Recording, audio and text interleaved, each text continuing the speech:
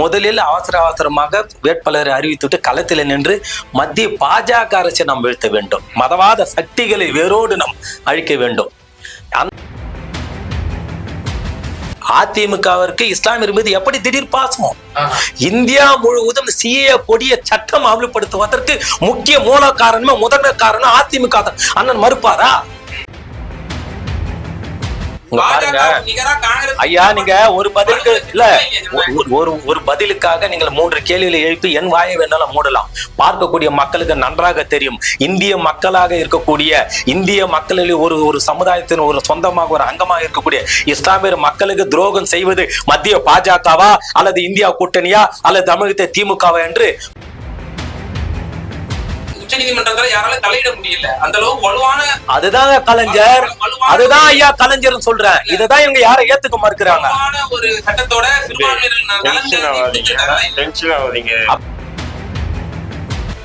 நீங்க ஒரு அரசியல் புரியுங்க, இது போல தவறான தகவல் சொல்றீங்க, ரொம்ப இழிவுபத்தி பேசுறீங்க. திமுக உங்களுக்கு 1000 வன்மை இருக்கலாம்.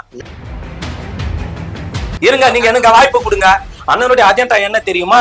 இந்த 3% இடஒதுக்கீடு எல்லாம் நாசனமா போகணும் இஸ்லாமிய. அதுதான் அவருடைய அஜெண்டா. நீங்க உங்களுக்கு வேணா நீங்க பணக்காரா இருக்கலாம் சார், ரஜம் சார் வேணா கோடீஸ்வரனா இருக்கலாம். ஆனா இஸ்லாமிய மக்கள் எல்லாரும் கோடீஸ்வரனா இருக்கிறாங்களா?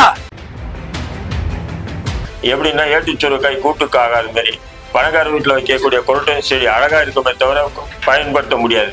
அது போலதான் திமுக ஒவ்வொரு காலகட்டத்திலையும் ஒவ்வொரு துரோகத்தை முன்னெடுக்குது. அந்த துரோகத்தின் ஒரு வழிதான் இது. குக்கு செய்திகள் நேயர்களுக்கு வணக்கம். இன்றைய சிறப்பு விவாத நிகழ்ச்சியில நம்மோடு இணைந்திருக்கும் சிறப்பு விருந்தினர்கள் தேசிய முன்னேற்ற கழகத்தினுடைய நிறுவன தலைவர் மரியாதைக்குரிய திரு ஜி சிவா அவர்களும், மேலும் இந்திய தேசிய லீக் கட்சியினுடைய தலைவர் திரு தடா ரஹீம் ஐயா அவர்களும் இருக்காங்க. இருவருக்கும் வணக்கம். முதல்ல ஜி சிவா அவர்களும் வந்து ஏற்கனவே உங்க மீது நீங்க கூட்டணி அங்க வைக்கக்கூடிய திராவிட முன்னேற்ற கழகம் இஸ்லாமியர்களுக்கு வந்து எந்த ஒரு சீட்டும் கொடுக்கப்படல அப்படின்ற ஒரு அதிருப்தி வந்து பேசப்பட்டுச்சு. வலு சேர்க்கும் விதமாக வந்து உங்க இந்தியா கூட்டணியிலும் வந்து மகாராஷ்டிராவில எந்த ஒரு இஸ்லாமிய வேட்பாளர்களும் அறிவிக்கல. தொடர்ச்சியா வந்து இஸ்லாமியர்களுக்கு நாங்க தான் வந்து பாதுகாவலர்கள், சிறுபான்மையினருக்கு நாங்க தான் பாதுகாவலர்னு சொல்றீங்க. ஆனா அவங்களுக்கான முறையான பிரதிநிதித்துவம் கொடுத்தோமா அப்படிங்கிற ஒரு கேள்வி. இல்ல, நீங்கள் கேட்கக்கூடிய கேள்வி நியாயமான கேள்விதான். ஆனாலும் கூட இப்போது இருக்கக்கூடிய நாடு சென்று இருக்கக்கூடிய இந்த அவல நிலையை நாம் போக்க வேண்டும் என்று சொன்னால், இங்கே எந்த சமுதாயத்திற்கு, எந்த சாதிக்கு, எந்த மதத்திற்கு நாம் சீட்டுகளை கொடுக்க வேண்டும் என்கின்ற அந்த நினைப்போடு செல்வதை விட முதலில் அவசரமாக வேட்பாளரை அறிவித்துவிட்டு களத்தில் நின்று மத்திய பாஜக அரசை நாம் வீழ்த்த வேண்டும். மதவாத சக்திகளை வேரோடு நாம் அழிக்க வேண்டும். அந்த நிலைப்பாட்டில் தான் இந்த அவசர கதியில் எடுக்கப்பட்ட அந்த முடிவுதான ஒழிய, ஆனால் திட்டமிட்டு இஸ்லாமிய உறவுகளுக்கு நம் சீட்டுகளை கொடுக்க கூடாது அல்லது அவருடைய வாக்கு வங்கிகளை மட்டுமே நாம் அறுவடை செய்து நாம் குளிர்காய வேண்டும் என்கின்ற அந்த எண்ணத்தில் இந்தியா கூட்டணியோ, குறிப்பா எங்களை சொல்வது போன்று தமிழகத்தில் இருக்கக்கூடிய சமூக நீதிக்கு தலைமை பீடமாக இருக்கக்கூடிய திமுகவும் அந்த தவறு நிச்சயமாக செய்ய மாட்டார்கள். செய்யக்கூடிய இடத்துல அவர்கள் இல்லை. கேள்வி ஏன் எழுப்புது அப்படின்னா, கடந்த தேர்தலையும் நீங்க வந்து இஸ்லாமிய சீட்டு கொடுக்கல.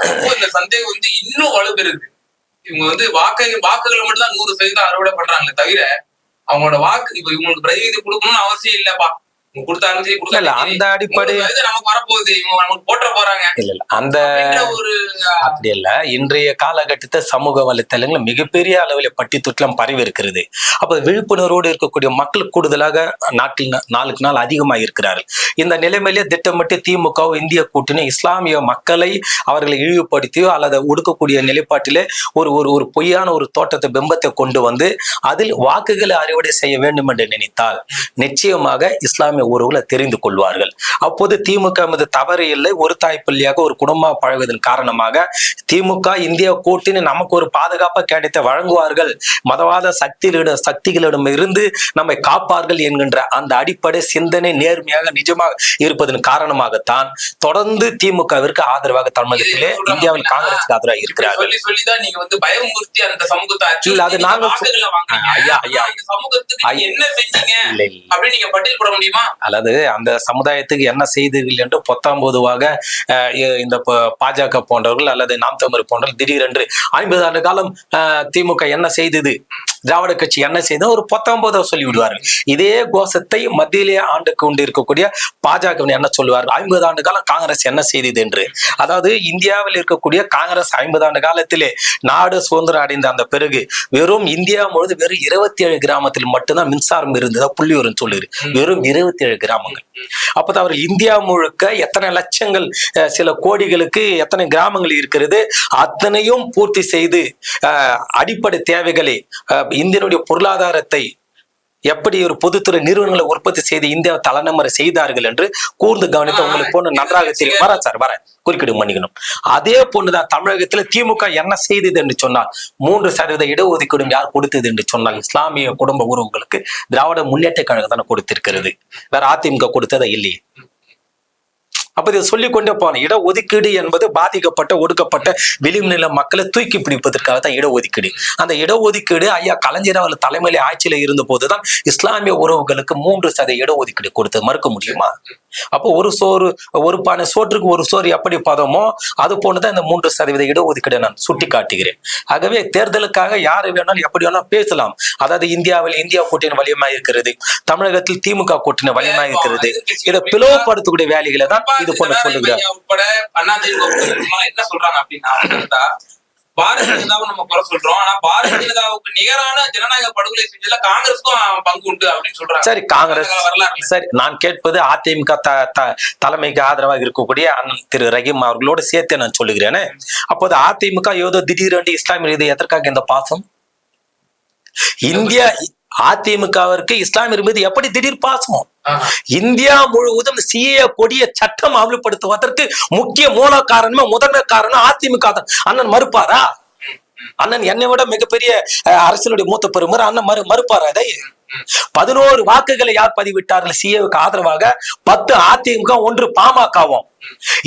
இந்த 2 கட்சிகளும் 11 வாக்குகளை அன்று பதிவு செய்யாமல் இருந்திருந்தால் இந்த கொடிய சட்டம் இன்று இந்தியாவில் அமல்படுத்தி இருக்க முடியுமா மத்திய பாஜக அரசு? அப்பேற்பட்ட கொடிய சட்டத்தை ஆதரித்து விட்டு திடீரென்று தேர்தலுக்காக நான் பாஜக நான் பிரிந்து வந்து விட்டேன், நான் இனி இஸ்லாமிய நான் உண்மையாக இருப்பேன் என்று சொன்னால் இந்த கபட நாடகத்தை எந்த இஸ்லாமிய மக்கள் நம்புவார்கள்? ஒருவேளை காங்கிரஸ் ஆட்சி வந்துருச்சு அப்படின்னா கூட்டணி ஆட்சியா இருக்கும். அது சரிதானே? நான் கேக்குறேன். அதாவது காங்கிரஸ் இந்தியா கூட்டணி ஆட்சியாக தான் இருக்கும். காங்கிரஸ் தலைமையில அது இருக்கும் நிச்சயமா. தனி பெரும் கட்சி அதானே இருக்கு. உங்க கூட்டணி கட்சிகள் எத்தனை கட்சிகள் வந்து சிஏக்கு ஆதரவா ஓட்டு போடுச்சு நான் பட்டியல் கூடவா? உங்க கூட்டணி இருக்கக்கூடிய உத்தவ் தாக்கரே யாரு சிஏக்கு ஆதரவா ஓட்டு போட்டது? அப்போது அவர் ஆம் ஆத்மி யாரு? வரேன். நீங்கள் சொல்லக்கூடிய சிவசேனா சொல்லக்கூடிய அவர்கள் அப்போது பாஜகவோடு கூட்டணி இருந்தார்கள்.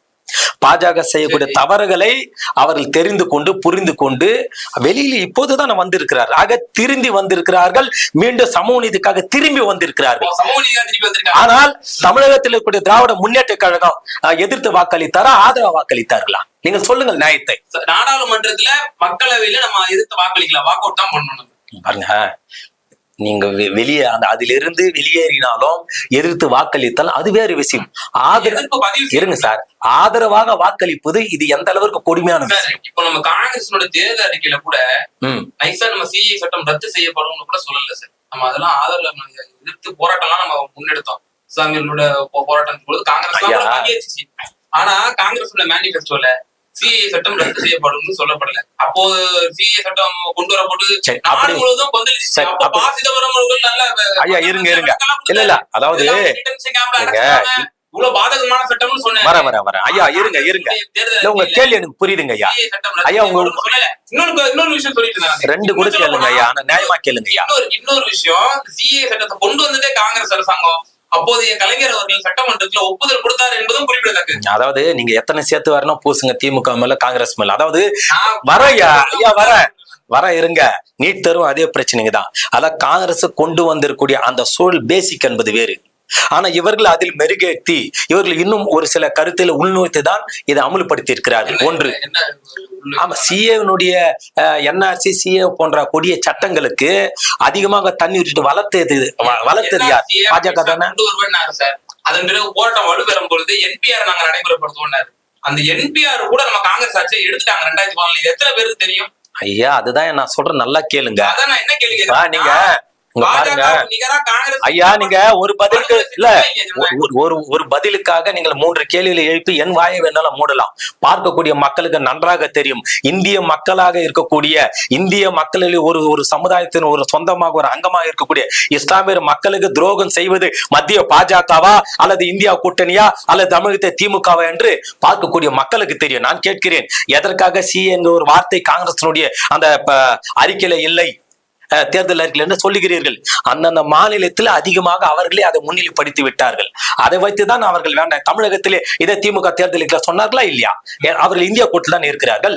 அப்ப அதை வைத்துதான் அவர் பெரிதாக அதை சொல்லவில்லை. அனைவரும் ஒரு மாநிலத்தில் கூட கூட்டணி கட்சியில் அதை பெரும்பாலும் சொல்லிவிட்டார்கள். தேர்தல் அறிக்கையில அதிகாரப்பூர்வமாக ஆக்கப்பூர்வமாக அதை கொண்டு வந்து விட்டார்கள். அதை வைத்துதான் பெரிதாக அதை பேச முடியவில்லையே.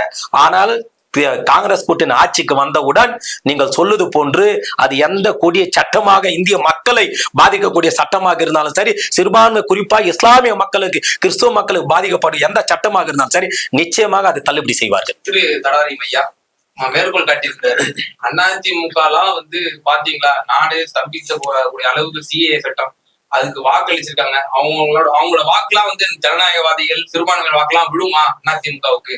அவங்கதான் இந்த நாடு கொந்தளிப்பதே காரணம் அப்படின்னு சொல்றாருல திரு ஜிஜி சிவா. சிவா அப்படிதாங்க பேசுறாரு. அவர் திமுக ஆதரவாளர். அண்ணா அறிவாலயத்துல என்ன எழுதி கொடுக்குறாங்களோ அதை பொதுதளத்துல பேசுறது தான் அவருடைய பணி. அதை அவரு செய்யறாரு. அதை நம்ம தம்பி சிவாவை நம்ம அது குற்றம் சுமத்த முடியாது. அதே நேரத்துல அவர் முன் வச்ச கருத்துக்கள் இருக்கு இல்லையா? இப்போ உதாரணத்துக்கு என்ன சொல்றாரு, பாசிசம். உண்மைதான், அந்த பாசிசத்துக்கு எதிராக நம்மளாம் ஒண்ணு திரண்டாரு. உண்மைதான். அதுக்கு முஸ்லிம்கள் மட்டும் பலியாகணுமா? இதுதான் எங்களுடைய கேள்வி. பாசிசம் அது ஒட்டுமொத்த இந்தியாவுடைய இறையாண்மைக்கு எதிராக, ஒட்டுமொத்த ஜனநாயக மரபுகளுக்கு குழி தோண்டி புதைக்கக்கூடிய ஒரு சித்தாந்த அரசியல் தான் RSS பாஜக பாசிச அரசு நடக்குது. அப்ப இதை எதிர்க்கணும், இதை ஓட விடணும், இதை தோற்கடிக்கணும் அப்படின்னு முடிவு பண்ணும்போது அதுல நாங்க மட்டும் முஸ்லிம்கள் மட்டும்தான் பலிகடா வாங்கணுமா?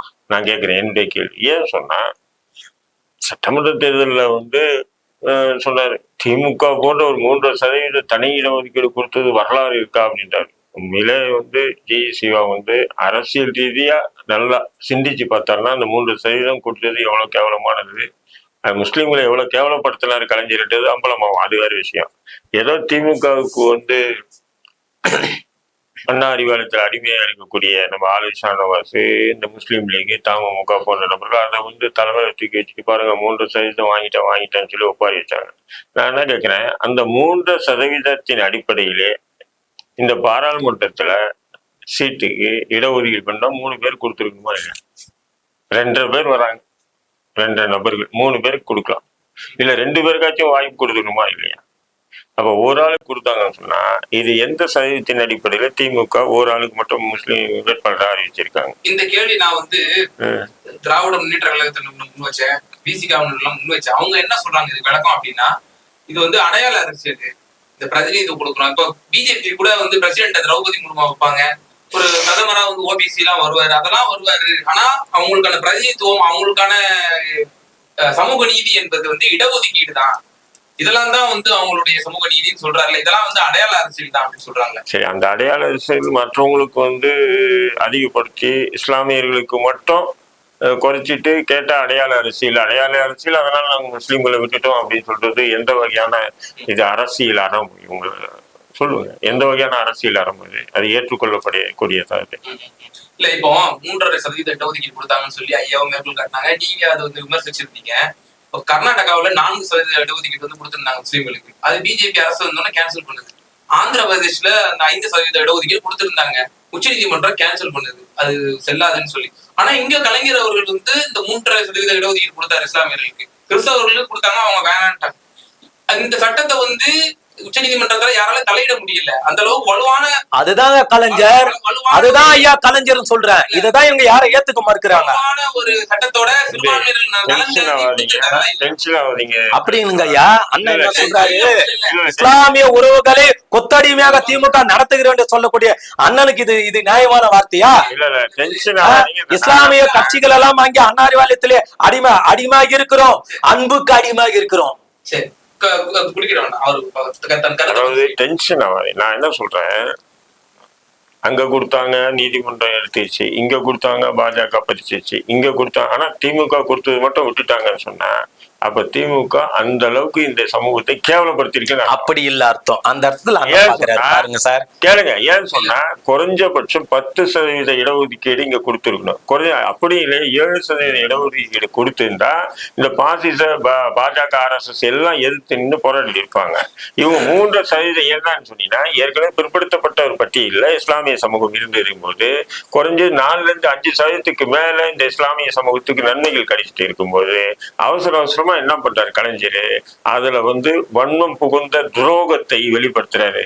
என்ன பண்றாரு, 7% இடஒதுக்கீடைய பிரிச்சு, அப்ப என்ன சொல்றாரு, இதுக்கு மேல நாங்க பிரிக்க முடியாது, இந்த பேக்வர்டு பிசில இருந்து 7% மேல எங்களால் எடுக்க முடியாது அப்படின்னு சொல்லிட்டு இவர் என்ன பண்றாரு, அதை 2ஆ வெட்டி ஒரு பக்கம் கிறிஸ்தவர்களுக்கு ஒரு பக்கம் முஸ்லிம்களுக்குன்னு சொல்றான். கிறிஸ்தவர்கள் என்ன பண்ணா, எனக்கு உன்னுடைய தனி இடஒதுக்கீடு வேணாம் ரிட்டர்ன் பண்ணி கொடுத்துட்டு போனா. இந்த நாதாரி முஸ்லிம் தலைவர்கள் என்ன பண்ணிருக்கணும், ஏயா சொட்டத்தலை மேல ஒரு அடி அடிச்சு இந்த இடஒதுக்கீடு தூக்கி வீசி பாருங்க. அரசு இந்த இஸ்லாம் ஐயா இருங்க, ஐயா இருங்க, அவர் பேசிட்டு இருக்கா, நீங்க நான் அண்ணனுக்கிட்ட நானே முறையிடுறேன். உங்களுக்கே தெரியும், சஜ்ஜாஜினுடைய அந்த கமிஷனுடைய பரிந்துரைப்படி இஸ்லாமியர்கள் எந்த நிலைமையில இருக்கிறாங்க, அவங்க அரசு வேலைகள்ல அவங்க எத்தனை சதவீதம் இருக்காங்க, 2.5% தான் அவங்க அரசு துறையிலே இருக்கிறாங்கன்னு சொல்லி, எவ்வளவு அவங்களுடைய தலித்துகளை விட மோசமா இருக்காங்கன்னு சொல்லி அந்த அறிக்கையினுடைய இது சொல்லுது நமக்கு. அப்படி இருக்கும் பட்சத்துல அந்த இடஒதுக்கீடு நம்ம பெற்றதே ஒரு கொச்சைப்படுத்துகிறது நியாயமா? அதுதாங்க நான் சொல்றேன். இப்ப RSS BJP ஏன் எதிர்க்கிற, இதுக்கு மட்டும் ஏன் எதிர்க்கலன்னு சொன்னா, கலைஞர் குறைச்சி இருக்காரு, அதனால எதிர்க்கலை. அதான் உண்மை.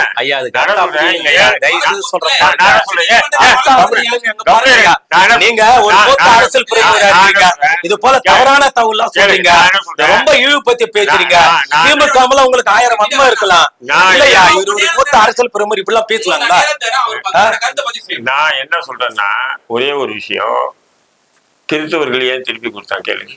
அவங்க கல்வியிலயும் சரி பொருளாதாரத்திலயும் சரி நல்லாவே அவங்க முன்னேறி இருக்காங்க. அவங்களோட சமூகம் நல்ல முன்னேறி இருக்கிறதுனால சதவீதத்துல யார் அதிக முஸ்லீம்களா கிறிஸ்தவர்களா அதை சொல்லுங்க. முன்னேறி இருக்காங்க, பின்னேறி தங்கி இருக்காங்க, அது கேள்வி இல்ல.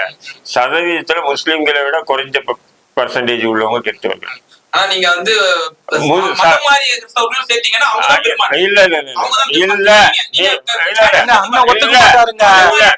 நீங்க சேர்த்தோம் அப்படின்னா கிறிஸ்தவர்கள் தான் பெரும்பான்மை. ஐயோ, உங்களுக்கு ஒண்ணுமே தெரியலங்க. இல்ல நீங்க ஒண்ணுமே தெரியல. நீங்க என்ன இதுவோ எடுத்து பாருங்க, முஸ்லிம்கள் தான் ஃபர்ஸ்ட் இருப்பாங்க, 10% இருக்காங்க. கணக்கு எடுத்தாங்கன்னு சொன்னா அரசு புள்ளி விவரங்களே 7% மேல குறிப்பிடுறாங்க. எது முஸ்லிம்கள். கிறிஸ்தவர்கள் அப்படி இல்ல, 4-5% மேல அவங்க கிறிஸ்தவர்கள் இல்ல. புரியுதுங்களா? நல்லா புரிஞ்சுக்கணும். நான் சொன்னது நான் தெளிவா இன்னும் பயன்படுத்துறேன். மதம் மாதிரி கிறிஸ்தவர்களையும் சேர்த்தோம்னா, இப்ப உடையார் கிறிஸ்தவர்கள், வன்னியர் கிறிஸ்தவர்கள், அதுதான் சொல்றேன். எல்லாத்தையும் சேர்த்துதான் சொல்றேன் நானு. சேர்த்துதான் பர்சன்டேஜ் பாத்தீங்கன்னா முஸ்லிம்களை விட 2-3% குறைஞ்சி இருக்காங்க அவங்க. இங்க தமிழ்நாட்டுல மட்டும் இல்ல, ஆல் ஓவர் இந்தியாவில நான் சொல்றேன். இல்ல மிகப்பெரிய குறைவா இருக்காங்க. அது போன்ற ஒரு சமூகமே, குறைஞ்ச பர்சன்டேஜ் உள்ள ஒரு சமூகமே எனக்கு இந்த 3% வானான்னு திருப்பி கொடுக்குறான்னா என்ன, அதுல புகுந்துள்ள சூட்சமும் என்னன்றது புரிஞ்சு. ஒரு சூட்சமே இல்லைங்க சார், ஒரு சூட்சமே இல்ல. இப்ப அண்ணனுடைய அஜெண்டா என்ன தெரியுமா? இருங்க, நீங்க எனக்கு வாய்ப்பு கொடுங்க. அண்ணனுடைய அஜெண்டா என்ன தெரியுமா? இந்த 3% இடஒதுக்கீடு எல்லாம் நாசனமா போகணும் இஸ்லாம். அதுதான் அவருடைய அஜெண்டா. நீங்க உங்களுக்கு வேணா நீங்க பணக்காரா இருக்கலாம் சார், ரஜம் சார் வேணா கோடீஸ்வரனா இருக்கலாம். ஆனா இஸ்லாமிய மக்கள் எல்லாரும் கோடீஸ்வரனா இருக்கிறாங்களா? நீங்க சொல்லுங்க. இவருக்கெல்லாம் பணம் தேவைப்படாது, இடஒதுக்கீடு தேவைப்படாது. அண்ணன் 2 கார் வச்சிருப்பாரு, 4 பங்களா வச்சிருப்பாரு, எல்லாரும் அதே போல வச்சிருப்பாங்களா? இருங்க சார் பேச்சு முடிக்கல. இருங்க, அண்ணன் என்ன சொல்றாரு? இல்ல ஏன் இதுக்கு மட்டும் ஐயா இருங்க, இருங்க மனசாட்சி அண்ணையா சொல்லுங்க. இருங்க. 2 காரு 2 பங்களா இருக்கா எனக்கு. பாக்குற நேயர்களுக்கு தெரியும் சார். இருங்க சார். இருக்கா?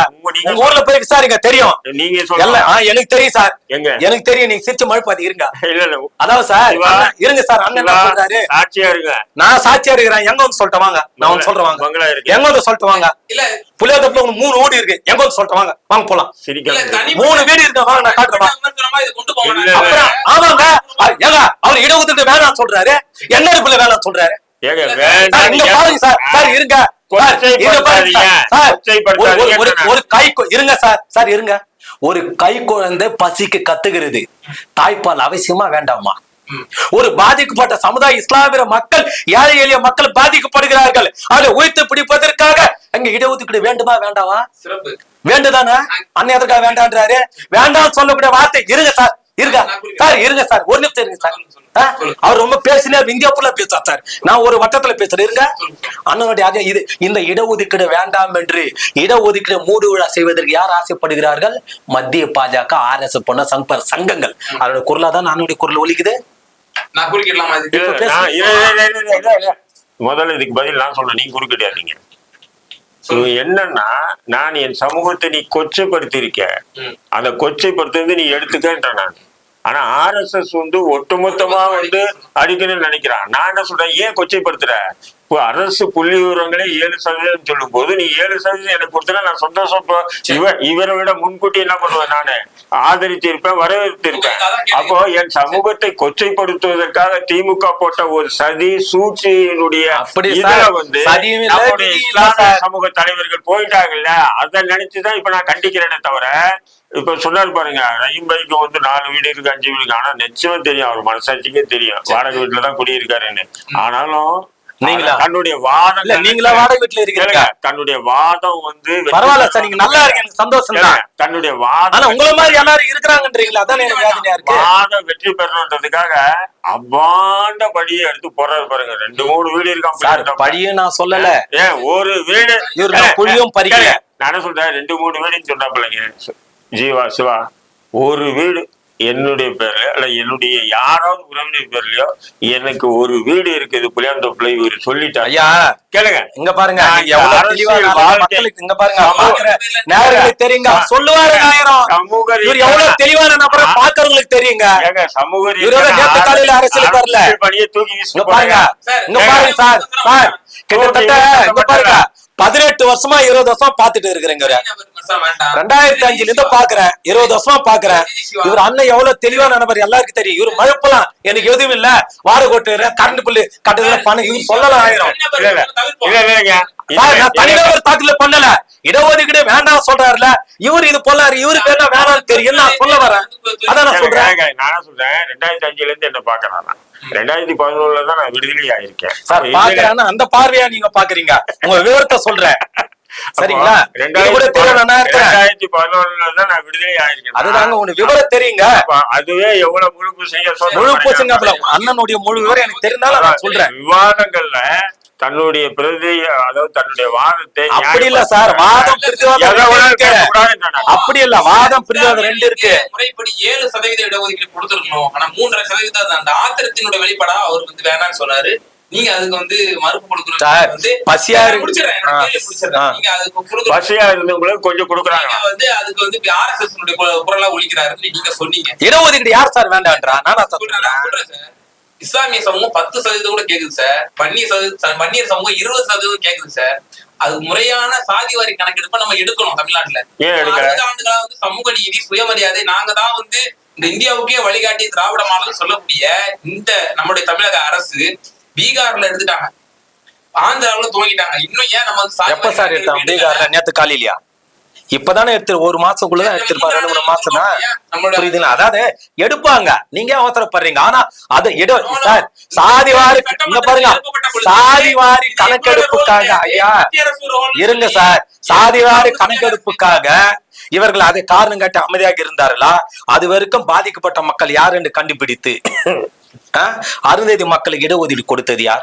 அண்ணன் சொல்றாரு இது 3% இடஒதுக்கீடு கொடுத்ததுனால இது நிறுத்தி போயிடுச்சு, பெரிய அளவில் இது பிரதிபலிக்கல, அதனால்தான் கேஸ் எதுவும் போலன்னு சொல்றாரு. இந்த 3% இடஒதுக்கீடு மட்டுமல்ல, அருந்ததி சமுதாய மக்களுக்கு கொடுத்த 2% இடஒதுக்கீடும் எதிர்த்தார் உச்ச நீதிமன்றம் வரைக்கும் சென்று. அதற்கு முன்பாக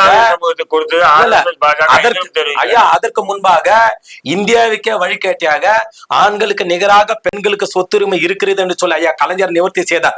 அதையும் உச்ச நீதிமன்றம் சேர்ந்து எதிர்த்தார்கள். ஆனால் எத்தனை நீதிமன்றங்கள் சென்றாலும் சட்டமன்றத்திலே கொண்டு வர தீர்மானம் இந்த சட்டத்திட்டம் வெற்றி பெறும் என்றுதான் எடுத்துக்காட்ட வாழ்ந்தவர் ஐயா கலைஞர் அவர்கள். உங்க மூலியமா சிவா கிட்ட ஒரே ஒரு கேள்வி கேட்கணும். சிவா, நீங்க பெரியாரை எதிர்க்கிறீங்களா ஆதரிக்கிறீங்களா? பெரியாரை ஐயா நல்ல கருத்து ஆதரிக்கிறேன். நானா சொல்றேன், பெரியாரை எதிர்க்கிறீங்களா ஆதரிக்கிறீங்களா? ஆதரிக்கிறேன். பெரியார் ஒரு விஷயத்துல ஒரு சில கருத்துக்களை அந்த காலகட்டத்தில் தான் பேசியிருப்பாரு, அதை வச்சு திணிக்க கூடாது. அதாவது பெரியார் கிட்ட வீரமணி இருக்காரு இல்லையா, இப்போ தமிழ் தந்தை வீரமணி, திராவிட கழக தலைவர் வீரமணி, அவர் சிறுவனா இருக்கும்போது போய் அவரு கூட இருந்திருக்காரு. அப்போ விடுதலை பத்திரிகையினுடைய ஆசிரியரா அவரை நியமனம் பண்ணியிருக்காங்க. யார? வீரமணி, ஆசிரியர் வீரமணியை விடும்போது அப்போ அந்த சின்ன வயசுல வீரமணி சொன்னாராம், ஐயா எனக்கு திராவிடத்தை பத்தி எனக்கு ஒரு மண்ணாங்கிட்டே தெரியாதுயா, எனக்கு போய் இந்த விடுதலையில ஆசிரியரா போட்டிருக்கீங்க, இது என்ன நியாயம்? என்னை விட மூத்தவங்க போய் அண்ணா எல்லாம் இருந்தாங்கல்ல, அண்ணா இவங்களெல்லாம் காட்டியிருக்க, இவங்கெல்லாம் இருக்காங்க, அதனால எனக்கு வேண்டாம். அதெல்லாம் ஒரு மண்ணாங்கட்டியும் இல்லை, அதெல்லாம் ஒரு மண்ணாங்கட்டில. காலையில பார்ப்பன பத்திரிகை எடுத்துக்க, அதை படிச்சுட்டு அவன் என்ன எழுதியிருக்கானோ அது எதிர்மறை எழுதிதான் திராவிட கொள்கைன்னாரான். அவன் என்ன எழுதியிருக்கான் அது எதிர்மறை எழுது அப்படின்னு சொல்லிட்டு அடுத்த வரியை சொல்றான், எப்பவுமே பிராமணர்கள் மக்கள் பக்கம் நின்று மக்களுக்கு ஆதரவா என்னைக்குமே வாதாடுறதா வரலாறே இல்லை அப்படின்னு சொல்றான். இது பெரியாருடைய கருத்து. அது அப்படியே ஒரு பக்கம் இருக்கட்டும். இன்னைக்கு கலைஞர் ஒரு 3% இடஒதுக்கீடு கொடுத்திருக்காரு. அதை RSS பாஜக எதிர்க்கவே இல்லை, அதை கண்டுக்கவே இல்லை அப்படின்னு சொன்னாவே அதை அவங்க எதிர்த்து கடுமையான போராட்டங்கள், கடுமையான ஒரு எதிர்ப்புகள் பண்ணி இருந்தாங்கன்னு சொன்னா அந்த இடஒதுக்கீடு சரியான வழியில கொடுக்கப்பட்டதுன்னு அர்த்தம்.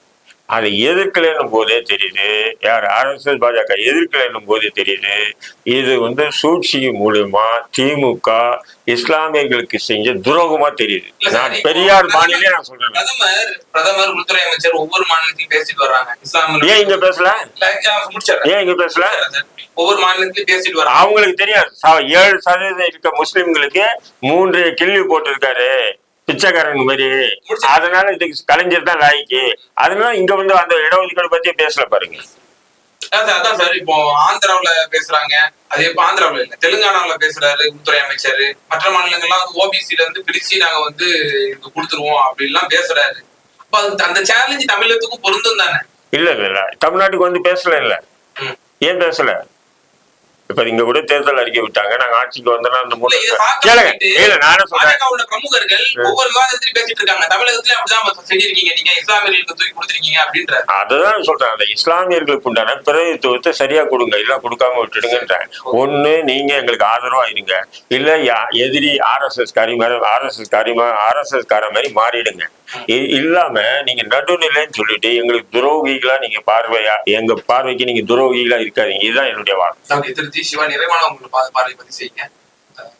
திமுக நடுநிலையா இருக்குங்கிற பேர்ல அநீதிக்கு துணை போவாதீங்க, துரோகத்துக்கு நீங்க துணைன்றாதீங்கன்னு சொல்லி வார்த்தை. தமிழகத்தில் வாழக்கூடிய அத்துணை இஸ்லாமிய சொந்தங்களுக்கு தெரியும் யார் துரோகியாக இருக்கிறார்கள், யாரு பாஜக சங்பர சங்களோட கூட்டணி இருக்கிறார்கள். அதிமுக கட்சியின தமிழகத்தை பொறுத்த வரைக்கும், அதே போன்று திமுக பொறுத்த வரைக்கும் சமூக நீதி தமிழ்நாட்டு மக்களுக்கு திமுக சமூக நீதியோட அனைத்து தரப்பு மக்களுக்கும் படுகொலை நடக்கும் போது திமுக காரணமா, குஜராத்ல கோத்ரா ரயில் இருப்புக்கு திமுக காரணமா, அதையும் சொல்லுவார். அதையும் சொல்லுவார். பிபிசி டாக்குமெண்ட்ரி கேரளாவுல ஒளிபரப்படுது கம்யூனிஸ்ட் ஆட்சியில. நம்ம தமிழ்நாட்டுல. திமுக ஆட்சியில இங்க ஒளிபரப்புனா கைது செய்யுது நம்ம காவல்துறை. அதுக்கு சார், என்ன எந்த அதுக்கு நான் சொல்றேன் இருங்க அந்த கருத்தியலுக்கு நம்ம இருங்க எதிராக சார், அதுக்கு நான் சொல்றேன் இருங்க. என்ன சொல்ற? தமிழகத்தில் எப்படியும் பாஜக கால் ஊன வேண்டும் என்கின்ற கங்கணம் கட்டி அணைந்ததன் காரணமாக இங்கு அப்பாவி மக்கள் மீது ஒரு கோரத்தானத்தை நிகழ்த்தி விடுவார்கள் இந்த படத்தை வைத்து என்பதற்காக மக்களை பாதுகாக்க வேண்டும் என்ற நல்ல நோக்கத்திற்காக தான் தமிழ்நாடு காவல்துறையும் தமிழக அரசும் அதற்கு வெளியிட தடை விதித்தார். இவ்வளவுதான். இன்னும் அறிவாலயத்திலிருந்து இன்ஸ் வரலைங்க சிவாக்கு. இன்ஸ் வராம ஏதோ அறிவாலயத்துல வருதா, எனக்கு அறிவோடு வருதாங்க. நான் நியாயமா தான் மக்கள் மத்தியில பேசுறேன். அண்ணன் வந்துதான் RSS கூறல அது மாதிரி உட்காந்து பேசுறாரு. பாக்குற மக்கள் அந்த இன்ஸ் வந்தாருன்னா அதை வச்சுக்கிட்டு அழகா பேசுவாரு. அறிவாலயத்தை இன்ஸ் வரல, எனக்கு பெஞ்சே வரல. இன்னைக்கு வந்து என்ன ஆச்சுன்னா அறிவாலயத்திலிருந்து வரல. அதான் அதிமுக உங்களுக்கு என்ன வந்ததுன்னு மக்களுக்கு தெரியும். அதனாலதான் இஸ்லாமியருக்கு துரோகம் செய்த அந்த கட்சியோட கூட்டணி வச்சுக்கிட்டு இப்ப இடஒதுக்கீடு திமுக பண்ண துரோகத்தோட வேற எந்த கட்சியும் பண்ணல. 99 நம்ம பிஜேபி கூட்டணியில இருந்தானே செஞ்சோம். அப்போது 1000 பாருங்க ஐயா கலைஞர் அவர்கள் எதற்காக பாஜகவோடு கூட்டணி வைத்தோம் என்று அப்போது பல ஆயிரம் விலக்கு கொடுத்து விட்டாரு. அதற்கு இதற்கு முடிச்சு போட்டு நீங்கள் திசை திருப்ப வேலையை வேண்டாம். நான் கேட்பது இஸ்லாமியருக்கு திடீர் பாசம் அதிமுகவுக்கு ஏன்? திடீர் பாசம் இல்ல சார். எல்லா ஒரு மண்ணாங்கட்டி நலன் பண்ணுங்க. என்ன நலன் பண்ணி கீச்சாங்க சொல்லுங்க.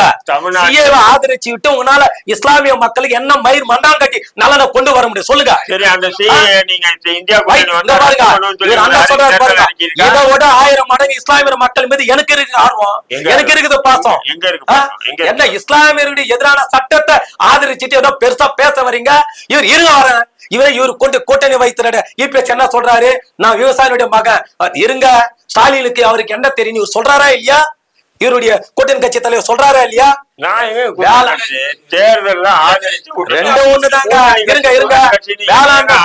வேளாண்மை சட்டத்தை ஆதரித்தது யார்? திமுகவா? அதிமுக தானே. அது விவசாயிகளுக்கு துரோகம் செய்யக்கூட சட்டம் என்று இந்தியா முழுவதும் போற சட்டத்தை நீத்து போக செய்தார்களா இல்லையா? இருங்க, செஞ்சாங்களா இல்லையா? இருங்க. அப்ப அது அப்பேற்பட்ட கட்சியில அண்ணன் தேர்தல் நாடாளுமன்றத்துல கூட்டணி வச்சுக்கிட்டு எவ்வளவு அழகா பேசுறாரு பாருங்க. டிசம்பர் 6க்கு முன்னதாக வீடு புகுந்து இஸ்லாமியர்களை கைது செஞ்சது எந்த அரசு? எதற்காக சொல்லுங்க, நீங்க சொல்ல எதற்காக? புர்காவெல்லாம் தூக்கி பார்த்து எந்த அரசு? பட்டம் கொடுத்தது எந்த அரசு? எங்க இஸ்லாமியர் தீவிரவாதி பட்டத்தை கொடுத்தது திமுகவா? என்ன இதெல்லாம் பாகுபலி படம் மாதிரி பாட்டா எடுத்து பேசிட்டு இருக்காரு.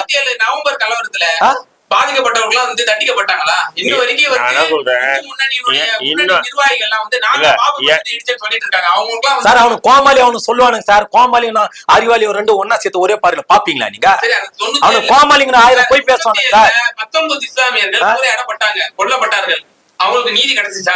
நம்ம திராவிட முன்னேற்ற கழகத்தோட ஆட்சி தான். ஐயா, இந்த தேர்தலுக்கு முன்பாக ஒரு சாராரை 20 ஆண்டுகளுக்கு மேலாக இருக்கக்கூடிய இஸ்லாமிய உறவுகளை வெளியே சிறையில் இருந்து விடுதலை செய்திருக்கிறார்கள். இப்போது இந்த தேர்தலுடைய ரிசல்ட்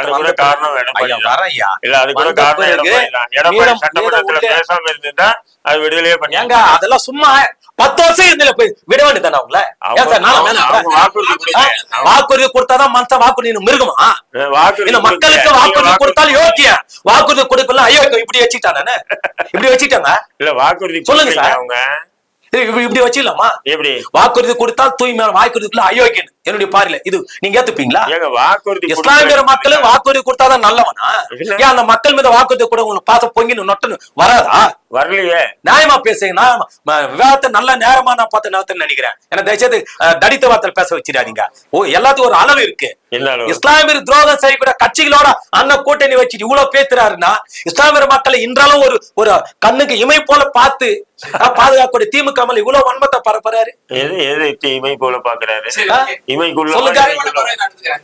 சொன்னவர் என்ன பாக்குறாரு பாருங்க. தவறுங்க அதெல்லாம்.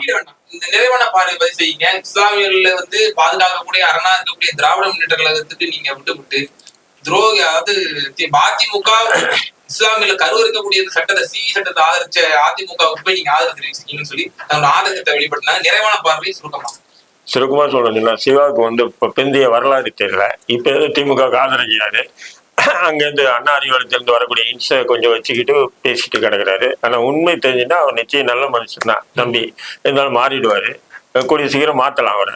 நம்ம அந்த நம்பிக்கை எனக்கு இருக்கு. ஏன்னு சொன்னா இப்ப தமிழ்நாட்டிலேயே வந்து பாத்தீங்கன்னா 3 கலவரங்கள், முக்கியமான கலவரங்கள். ஒண்ணு கோயம்புத்தூர் 97 கலவரம், அதே மாதிரி நாகூர் கலவரம், அதே வீக்கலத்தூர் கலவரம். இந்த 3 கலவரம் திமுக ஆட்சியில் நடந்தது. அது தம்பி சிவா ஏத்துக்காரா இல்லையா? அதிமுக ஆட்சியில் எந்த கலவரமும் நடக்கல, திமுக ஆட்சியில் நடந்தது. இந்த கலவரத்துக்கு பின்பு வந்து பாத்தீங்கன்னு சொன்னா எப்படி RSS பாஜக ஆளக்கூடிய யூபி, மகாராஷ்டிரா, மத்திய பிரதேச, ராஜஸ்தான் போன்ற மாநிலங்களில் ஒரு தரப்பு மட்டும் வந்து நடவடிக்கை எடுத்து இன்னொரு தரப்பு நடவடிக்கை எடுக்காம விட்டாங்களோ அதே நிலையை தான் இந்த திமுக அரசும் செஞ்சுட்டாங்க. அந்த நேரத்தில் வீக்கலத்தூர் கலவரத்தின் போது கூட முஸ்லிம்கள் தான் நூற்றுக்கணக்கான பேர் கைது செய்யப்பட்டார்கள்.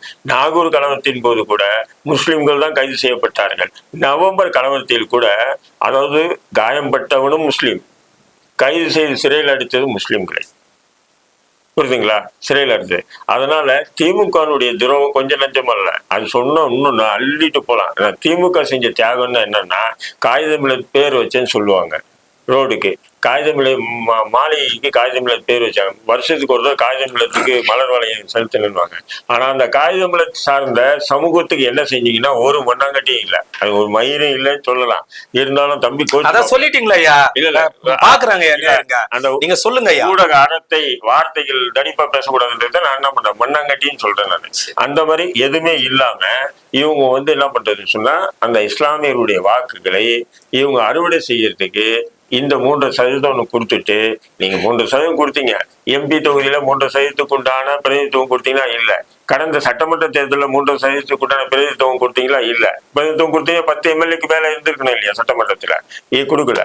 ஆனா நீங்க என்ன பண்றீங்க, 2 பேருக்கு அமைச்சர் பதவி கொடுத்திருக்காங்க ஐயா.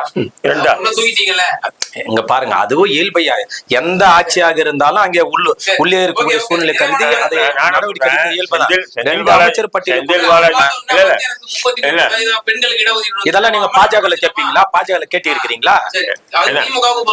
அது எப்படி பொருந்தும்? திமுக நடைமுறைப்படுத்துகிறது, பாஜக கதவு அடைக்கிறது. செந்தில் பாலாஜி, பொன்முடி போன்ற நபர்களால் நீதிமன்றத்தால் தண்டிக்கப்பட்ட நபர்கள் மீது கூட அந்த அமைச்சர் பதவி உடனே நீக்கல. ஆனா ஏதோ ஒரு சின்ன பிரச்சனையா உடனே வந்து நாசரை வந்து நீக்கினாங்க.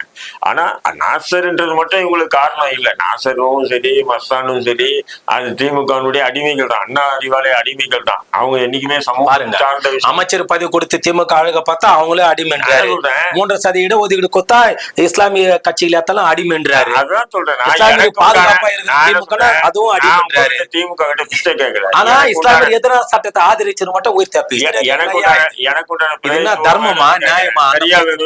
சரியா கொடுக்கலன்னு போது அது ஏன் கொடுத்து எங்களை ஏமாத்துறீங்க? கொடுத்துட்டு அதுக்கு உண்டான பிரதித்துவத்துக்கு உண்டான செயல்பாடுகள் இன்னைக்கு கூட அரசு வேலை வாய்ப்புல 3% அடிப்படையில் என்ன கொடுக்குறாங்க? மாநில அரசுகள் இப்ப சமீபத்தில் கூட வந்து பொதுப்பணியில இருந்து பாத்தீங்கன்னு சொன்னா, பொதுப்பணி, போக்குவரத்து துறை உட்பட நிறைய வேலை வாய்ப்புகள் எடுத்தாங்க. எத்தனை இடத்துல 3% அடிப்படையில் இஸ்லாமியர்களுக்கு வாய்ப்பு கொடுத்திருக்காங்க? கணக்கு பட்டு சொல்லுங்க. ஆனா பேசுறதுக்கு இது போல எப்படின்னா, ஏட்டுச்சுருக்காய் கூட்டுக்கு ஆகாத மாதிரி பணக்கார வீட்டுல வைக்கக்கூடிய கொரட்டன் செடி அழகா இருக்குமே தவிர பயன்படுத்த முடியாது. அது போலதான் திமுக ஒவ்வொரு காலகட்டத்திலையும் ஒவ்வொரு துரோகத்தை முன்னெடுக்குது. அந்த துரோகத்தின் ஒரு வழிதான் இது. உங்களை இருவரோட கருத்தை